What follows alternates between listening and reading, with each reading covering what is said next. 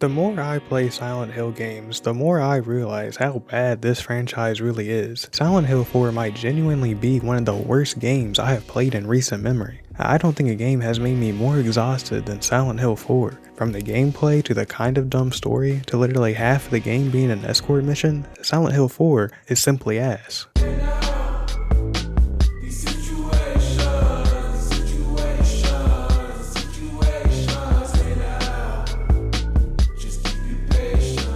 Silent Hill 4: The Room was released in 2004 by Konami and was the last Silent Hill developed by Team Silent. I emulated the PS2 version, but it's also available on PC. Silent Hill 4 is about Henry Townshend, who is locked in his apartment and needs to find a way to get out. Lucky for him, there's a mysterious gaping hole that appears in his bathroom, and like any sane man, he wants to penetrate it. The hole leads to the nightmares of his lovely neighbors that all end up dying. And of course, if you die in the nightmare, you die in real life. This leaves random apartment man Henry to find out what's really going on and finally break out of his own apartment, but not without a little peeping, of course. SH4 is commonly known as the worst of the first 4 games, and there's definitely some good reasons why. Team Silent tried to do something completely different with SH4, which I'm all for, but while doing that, they essentially stripped Silent Hill of what allowed it to flourish in the first place. I mean, you literally don't even go to the town of Silent Hill in this game. Now, this game was originally thought of as just Room 302, with Silent Hill as the subtitle instead, which would have made a lot more sense, but I can see why they didn't do that though. Money. Silent Hill 4 really feels like what Rogue One or Han Solo is to Star Wars, something that takes place in the same universe and adds some more context, but something that's not really necessary to watch or play in this case. The characters in this game are easily the worst so far. Not that they're terrible, they just have nothing going on. Harry, the main character, is an introvert who happened to pick the wrong apartment to stay in, and that's it. That's all she wrote. There's literally nothing special about him. Sure, you could argue that this is so Henry and the player can relate more, but I think it just makes it so we can't really get attached to Henry as opposed to someone like Heather or James. Eileen is Henry's next door neighbor that he spies on because of a lack of anything else to do. She's a big part of the game, but also not that interesting. Eileen is just kind of a woman. I couldn't tell you anything about her besides the amount of stress and annoyance she caused me. There's other characters too, like this chick and that dude and James Sunderland's dad who's been keeping an umbilical cord, but once again, no real substance to them either. And there's another character too that I'll get to later. But first, the gameplay. Throughout the game, you'll either be in your apartment or in Dreamland. In the apartment, there's a couple things you can do. Of course, going through the giant hole is one of them, but you can also look at your neighbor through a much smaller hole. Henry might be a little strange for this, but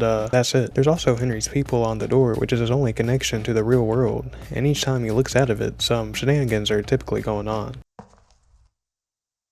Notes are often slid under Henry's door too to give hints of what's really going on. He'll be coming back here a lot through the many holes in the nightmare realm since this is the only place you can save. Later in the game, you'll even be able to perform exorcisms in the apartment because, yeah, the nightmare / dream realm acts as your levels. In each dream, we always see one of the neighbors, but don't get too attached because they all die. Except one, but I'll surely get to her later. The problem with these dream areas are that instead of taking a high priority in puzzle solving and finding clues like in previous games, SH4 takes a high priority in combat, and the combat in this game sucks ass, which is ironic because in SH1, 2, and 3, where the combat is an afterthought, it's actually better than in this game. The combat here is just really tedious. You pretty much have to be pixel perfect to hit your target, and the enemies don't make it easy either, especially the dogs. If you thought the Dark Souls dogs were bad, and you haven't played Silent Hill 4, the dogs in this game will tear you to shreds. They will chomp your body limb by limb, and sometimes there are 4 or 5 to a room, so when you encounter them, just make sure you got some ammo for the trusty handgun. There is another enemy worth mentioning though, one that is miles worse than the dogs, and that is none other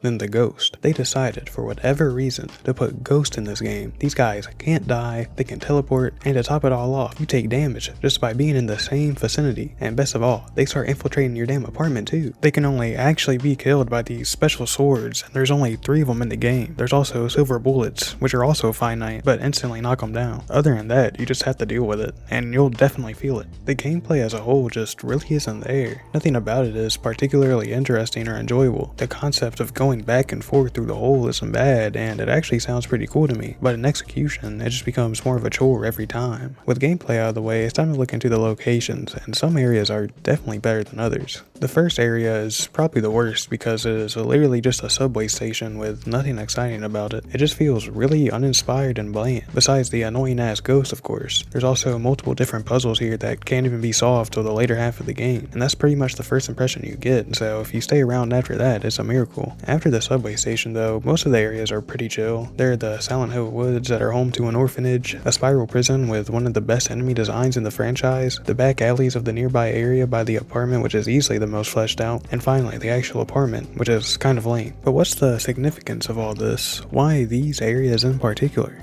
In a forest near Silent Hill, the burned corpse of a 30-year-old male was discovered earlier today. The police have ruled it a homicide and are investigating. The numbers 17121 were reportedly carved into the man's body. Due to the marks on the victim, the police are investigating possible links to the Walter Sullivan case 10 years ago.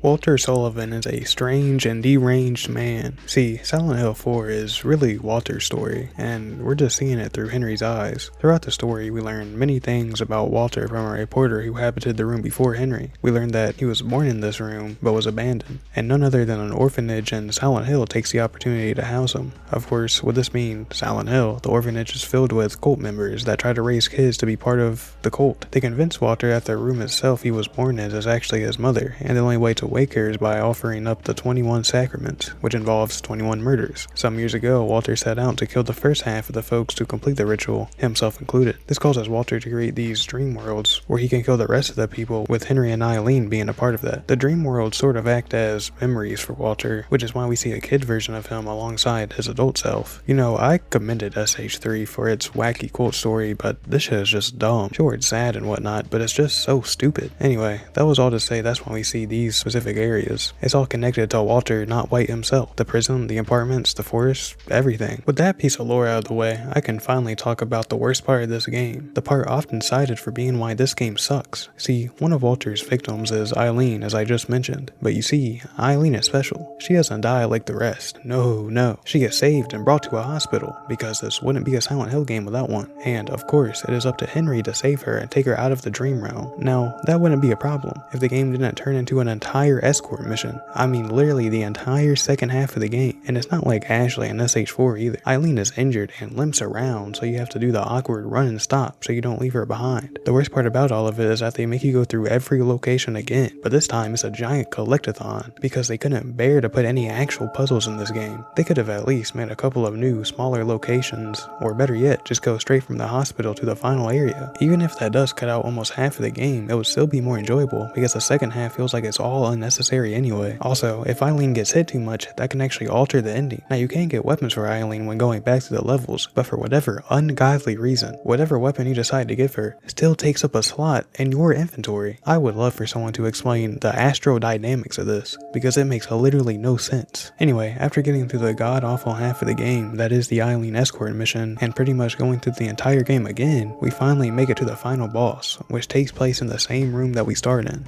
Sort of. It's more so in another dimension or something, but still. Henry finally comes face to face with Walter to put an end to all this, but can he do it in time to save Eileen too? No, he can't. At least I couldn't, because I let her take too much damage, which led to her walking to her death quicker. I'm pretty sure that's how it works at least. Regardless, even after seemingly killing Walter, he just doesn't die, and instead Henry does, leaving Walter able to chill in room 302 with himself. Yeah, this ending kind of sucks, and it's the worst one you can get, effectively making the whole game more pointless than it already is. I could go more in depth about the other endings, but honestly, I couldn't care less.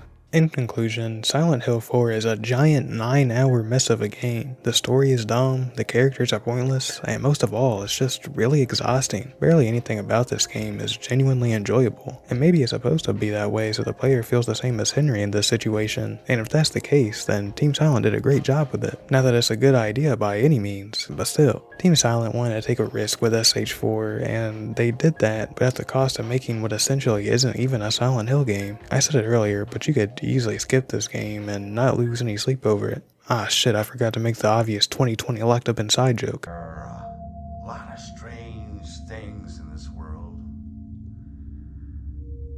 The umbilical cord I keep in a box in my room. Lately it's started to smell terrible. Huh? Umbilical cord?